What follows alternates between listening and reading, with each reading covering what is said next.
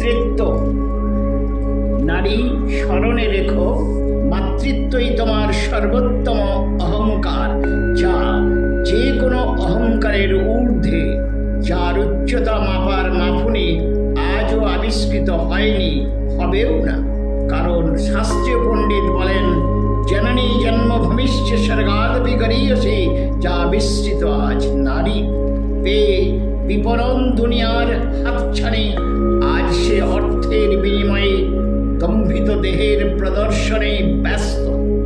ভুলে গেছে এ প্রদর্শন আর কতক্ষণ। বড়ই ক্ষণস্থায়ী যুবতীর যৌবন, অনেকটা দেখতে যেন দেয়ালির রোশনাই মতন। মাতৃত্বের রূপ কিন্তু অমর, অবিনশ্বর, দেবী স্বরূপা, চিরভাস্বর যৌবন।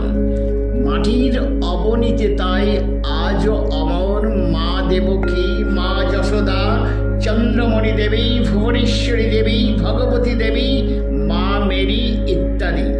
কেন নারী করো তবে অর্থের বিনিময়ে মাতৃত্বের পবিত্রতম অঙ্গ প্রদর্শন? এসো হে নারী, যদি সত্যই সাহস থাকে, পুরুষের সাথে লড়াই ছেড়ে দিয়ে শিক্ষা দীক্ষার জগতে ঝাঁপিয়ে পড়ো। হয়ে ওঠো প্রকৃত জ্ঞানী